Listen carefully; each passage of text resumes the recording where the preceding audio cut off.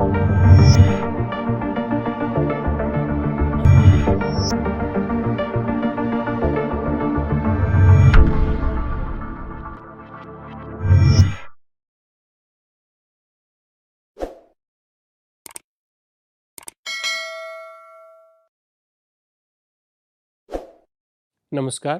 मैं doctor Alok Chauhan, assistant professor and convener of geography, Vardhaman Mahavir open university Kota.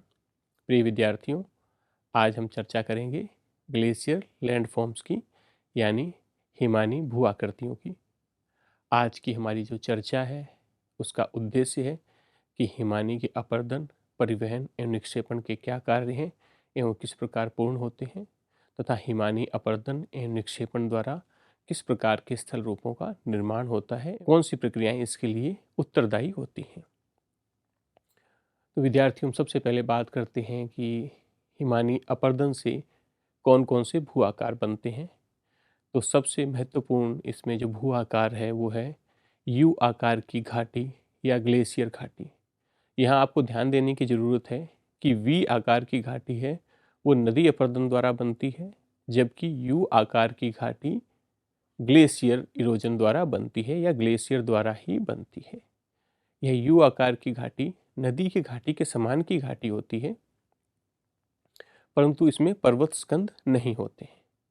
तीव्र ढलान वाले पथरीले किनारे, चौड़ी तलहटी तथा सीधे खड़े किनारे ग्लेशियर की विशेषता है। जैसा कि नाम से इंगित है, यह अंग्रेजी के यू अक्षर के आकार की होती है, इसलिए इसे यू शेप्ड वैली कहते हैं। यह आपको चित्र में दिखाया है कि किस प्रकार यू शेप वैली बनती है। अब इसके बनने की प्रक्रिया के विषय में विद्वानों में मतभेद हैं। कुछ विद्वानों के अनुसार यह केवल ग्लेशियर द्वारा निर्मित है, कुछ के द्वारा है कि पहले नदी की घाटी थी जो बाद में ग्लेशियल इरोजन द्वारा यू शेप में कन्वर्ट हो गई। पर बनने की प्रक्रिया जो भी हो, यू शेप वैली बनती ग्लेशियर से ही है। अब दूसरी जो घाटी है उसे कहते हैं हैंगिंग वैली। ये क्या है? जो मेन वैली है उसके ऊपर कोई दूसरी घाटी है, कुछ ऊंचाई पर है। ऐसा लगता है कि जो मूल जो वैली है उसके ऊपर कोई दूसरी वैली लटकी हुई है, उसे हैंगिंग वैली कहते हैं। ये कैसे बनती है? देखिए कि मुख्य ग्लेशियर में कई छोटे छोटे ग्लेशियर आके मिलते हैं और ये ग्लेशियर भी बर्फ से भरे होते हैं। हिम जब पिघल जाता है तो ये घाटियां दिखती हैं। तो मुख्य ग्लेशियर और जो मेन ग्लेशियर है और जो उसके सहायक ग्लेशियर हैं वो एक ऊंचाई पर नहीं होते हैं। मुख्य ग्लेशियर गहरा होता है, सहायक ग्लेशियर ऊंचे होते हैं। तो मुख्य ग्लेशियर पे वो जो सहायक ग्लेशियर हैं वो लटकते हुए दिखाई देती हैं, इसलिए इन्हें लटकती हुई घाटियां कहते हैं। अब फियोर्डे क्या है? अभी हमने फियोर्ड कोस्ट के बारे में जब हम बात कर रहे थे, सागरीय तरंगों द्वारा निर्मित स्थल रूप, उसमें हमने क्वेश्चन भी डिस्कस किया था कि फियोर्ड क्या होते हैं। अब हम यहाँ फियोर्ड के बारे में विस्तार से जानते हैं कि चट्टानों में कटे बेसिन या ग्लेशियर घाटी जो समुद्री तट पर कटे फटे रूप में होती है वह फियोर्ड कहलाती है। मतलब ग्लेशिएटेड एरिया है और जहाँ जो कटा फटा तट है जो ग्लेशियर से आवर्तित है या ढका हुआ है उसे फियोर्ड कहते हैं। अभी कैसे बनता है इसकी प्रक्रिया के बारे में मैंने बताया कि जो समुद्र की सतह के नीचे तक कटाव होने के कारण हिम के पिघलने के बाद इनमें समुद्र का पानी भर जाता है और वे खाड़ी का रूप लेते हैं। जो फियोर्ड है वो आप नॉर्वे है, स्वीडन है, इनकी जो कोस्ट लाइन है वहाँ काफ़ी तरह के फियोर्ड आप देख सकते हैं। डेनमार्क और फिनलैंड में भी फियोर्ड दिखाई देते हैं। फियोर्ड के सम्मुख चट्टानें उठी हुई भी पाई जाती हैं और पानी छिछला होता है जो अक्सर चट्टानी बेसिन का किनारा होता है। अब जो अगला स्थल रूप है वो बहुत ही महत्वपूर्ण है, वह है सर्क या हिमगह्वर। ये आराम कुर्सी जैसे दिखते हैं और ये हमेशा पर्वतीय क्षेत्रों में बनते हैं।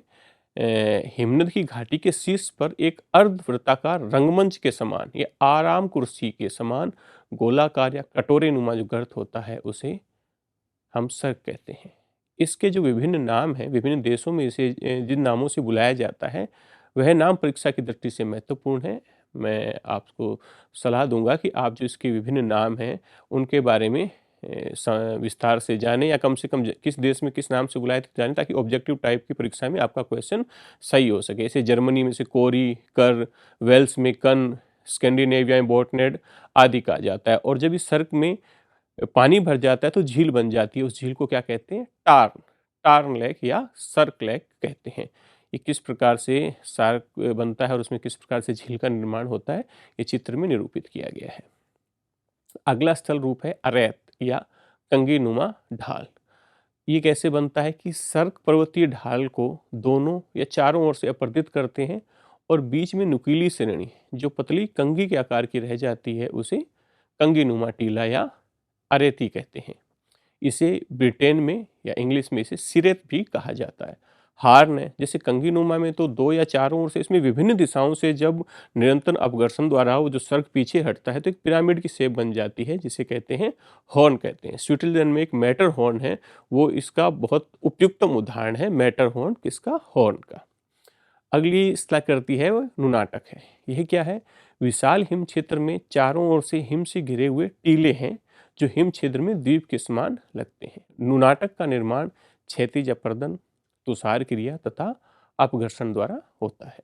ये देखिए किस प्रकार से हॉर्न बन रहा है, किस प्रकार क्रैग एंड टेल बने हैं, किस प्रकार अन्य स्थल रूपों का निर्माण हुआ है, चित्र में प्रदर्शित किया गया है। अभी हम जब चित्र देख रहे थे तो हमने चर्चा की थी क्रैग एंड टेल की। क्रैग एंड टेल क्या है कि हिम अपरदन वाले क्षेत्र में बेसाल्ट या ज्वालामुखी प्लग आ जाता है तो गांठ के रूप में ऊपर निकला रहता है। हिमनद इसके ऊपर से होकर निकल जाता है।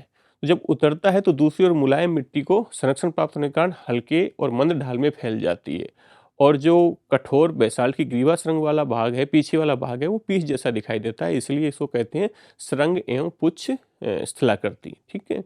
दूसरा है रोस मुटाने। ये क्या है? हिम अपर्दित क्षेत्रों में कठोर अपर्दित अवशिष्ट शिलाएं हैं जो दूर से देखो तो आप ऐसा लगता है कोई भीड़ बैठी हुई है। ये जो इरोजन रेसिस्टेंट रॉक्स होती हैं, ठीक, इसलिए ये जब अपर्दन हो जाता है तो बीच में एकदम संप्राय मैदान में या कह सकते हैं असमानता विहीन क्षेत्र में ये एकदम से चट्टानें दिखाई देती हैं जो दूर से लगता है कि भीड़ें बैठी हैं, इसलिए इनको रोस मोटाने भी कहते हैं। अब है जेंट स्टेयरवे। ये क्या है?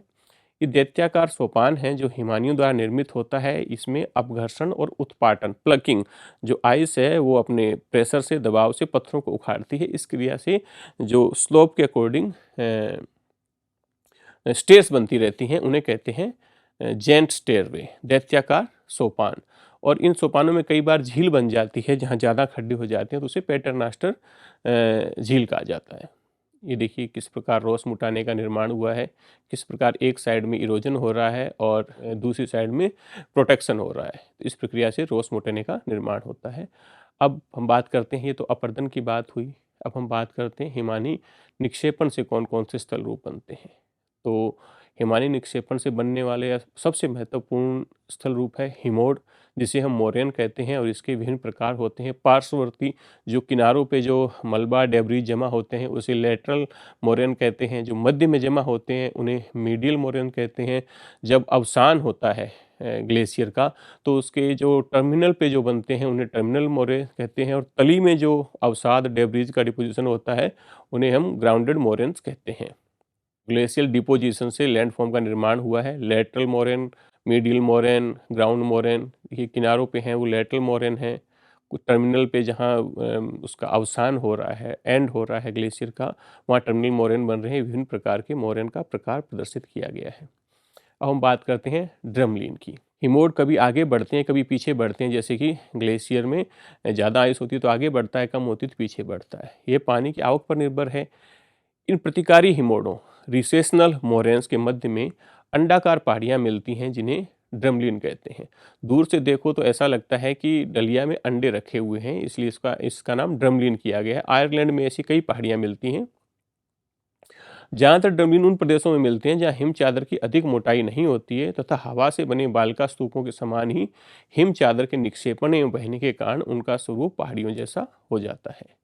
एस्कर ड्रमलिन के बीच बीच में हिम के बहाव की दिशा में लंबी संकरी पहाड़ियाँ भी मिलती हैं।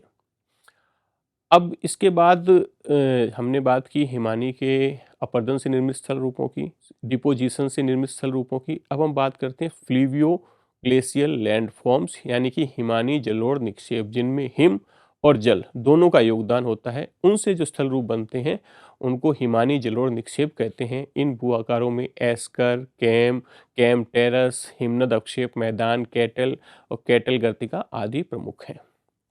अब सबसे पहले हम बात करते हैं कि एस्कर क्या है। ये मालाओं के आकार के होते हैं एस्कर। इसमें क्या हुआ, जैसे ग्लेशियर के बीच में कुछ डेब्रिज इकट्ठी हुई गोल शेप में, फिर ग्लेशियर सीधा चला एक लाइन में, फिर गोल शेप में। ऐसा लगता है कि माला में मोती गूंथे हुए हों। असल में होते क्या है, ये बजरी, रेत, कंकड़, पत्थर होते हैं जो बीच में जो गोलाकार रूप में जम जाते हैं। ये डिपेंड करता है पानी के बहाव की दर पे। तो इस प्रकार जो मालाकार जो संरचना निर्मित होती है इसे कहते हैं एस्कर। यहाँ विद्यार्थी ध्यान दें कि ये किस प्रकार का स्थल रूप है, तो फ्लूवियो ग्लेशियल लैंडफॉर्म्स हैं, हिमानी जलोढ़ निक्षेप हैं। और ये जो एस्कर है बहुत महत्वपूर्ण होता है, क्योंकि कई बार इसके सारे रेल एवं सड़क मार्गों का निर्माण करना भी संभव होता है, जो कि ग्लेशिएटेड लैंडफॉर्म्स में या ग्लेशिएटेड क्षेत्र में परिवहन की सुविधा उपलब्ध कराने के लिए बहुत ही उपयोगी लैंडफॉर्म्स होते हैं ये। अब बीडेड एस्कर क्या है, मालाकार। जब एस्कर की मोटाई अधिक हो जाती है तो चौड़े धागे में दाने की मणियां के समान जो क्रमवत एस्कर बनते हैं उन्हें मालाकार एस्कर कह देते हैं। जो मैंने एस्कर के बीच में ही आपको बताया कि एस्कर में जो मलबा इकट्ठा होता है वो प्रोसेसर क्रमिक चलता रहता है तो मालाकार एस्कर में कन्वर्ट हो जाते हैं। अब कैम क्या है, ये जो हिमानी जलोढ़ है कि अग्र भाग में मलबे का ढेर या टीला जमा हो जाता है तो इस तरह के टीले को कैम कहा जाता है। कैम के पार्श्व तीव्र ढाल वाले होते हैं। इसकी रचना रेत तथा बजरी से होती है। अब कैम के विपरीत कैटल क्या होते हैं, ये कैटल गर्त होते हैं। कैम तो उठे हुए हैं जबकि कैटल गहराई में होते हैं। इनका निर्माण हिम के टुकड़ों के पिघल जाने पर होता है। इनके मध्य में कई छोटे छोटे टीले होते हैं जिनको हमोक कहा जाता है। इनका निर्माण भी कैम के समान ही होता है। अब अगला जो स्थल रूप है वो है आउटवाश प्लेन। हिम चादर के पिघलने पर जो जितना भी मलबा है वो दूर तक फैल जाता है, तो उसको हम कहते हैं कि ये आउटवाश प्लेन है। उत्तरी अमेरिका के प्रेरी प्रदेश, आइसलैंड तथा उत्तरी अमेरिका का विस्तृत भाग, डेनमार्क, जर्मनी, पोलैंड आदि में इस प्रकार के अवक्षेपित मैदान पाए जाते हैं। कहीं कहीं पर इन मैदानों में निक्षेपण की समुचित मोटाई मिलती है, कहीं ये बहुत छिछले होते हैं, इनमें मोटाई अधिक नहीं होती है। अस्थायी झीलों के निक्षेपण से भी कई जो आउटवाश प्लेन है उनका निर्माण होता है। कनाडा, फिनलैंड तथा स्वीडन में जहाँ झीलों और दलदलों का जाल सा बिछा है, एस्कर पहाड़ियों पर से होकर सड़क तथा रेल मार्ग बनाए गए हैं, अन्यथा इन प्रदेशों में पहुंचना बहुत कठिन हो जाता है। इसका मतलब ये है कि जो फ्लूवियो ग्लेशियल लैंड फॉर्म्स हैं, हिमानी जलोढ़ निक्षेप हैं, वो हम मनुष्य के लिए उपयोगी हैं एवं खास करके जो परिवहन मार्ग विकसित करने के लिए इनका बहुत ज़्यादा उपयोग है और महत्व है। हम बात करते हैं हिमनद अवक्षेप मैदान की। हिमनद का जल पिघलकर सरिता के रूप में आगे बढ़ता है और मार्ग में अंतिम हिमोड़ के कारण समस्त जल उसके पीछे एकत्रित हो जाता है। परंतु जब ये जल भर जाता है तो क्या करता है, उस अवरोध को पार करके दूसरी तरफ फैल जाता है, तो उसे हम क्या कहते हैं, हिमनद अवक्षेप मैदान। उत्तरी अमेरिका और यूरोप के विस्तृत मैदान इसी प्रकार के मैदान हैं। जब विस्तृत जल एक निश्चित धारा में बहने लगता है तब घाटी में मलबा धीरे धीरे बढ़ता जाता है और वह मलबा घाटी हिमोर ट्रेन कहलाती है। कौन सी, वो इस तरीके से जो घाटी बनती है उसको कहते हैं वैली ट्रेन, हिमोर ट्रेन कहते हैं।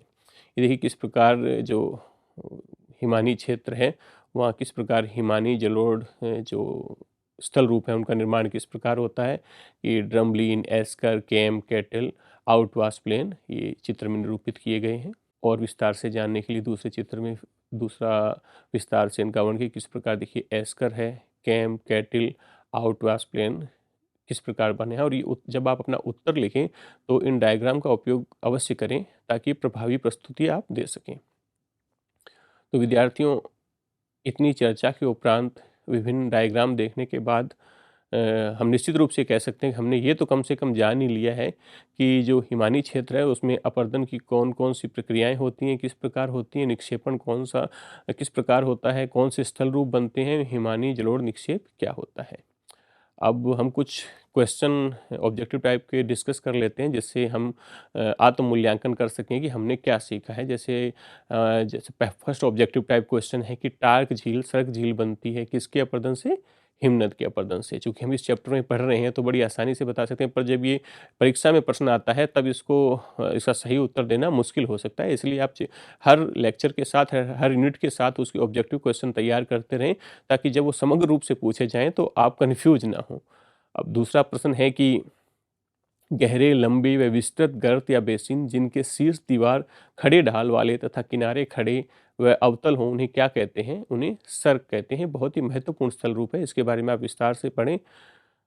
अब अगर आपको सब्जेक्टिव अपना उत्तर लिखना है, वर्णनात्मक उत्तर लिखना है, तो मेरी सलाह है कि आप जो भी उत्तर लिखें उसमें डायग्राम का यथासंभव प्रयोग करें, ताकि आपका उत्तर प्रभावी हो सके एवं तार्किक रूप से आप अपना प्रस्तुतिकरण दे सकें। तो मुझे अपेक्षा है कि आप हिमानीकृत जो स्थल रूप हैं उनके बारे में विस्तार से जान गए होंगे। फिर भी आपके मन में कोई जिज्ञासा, प्रश्न हो तो इस लेक्चर के शुरू में मेरी ईमेल आईडी दी हुई है, हम वहाँ चर्चा कर सकते हैं। धन्यवाद।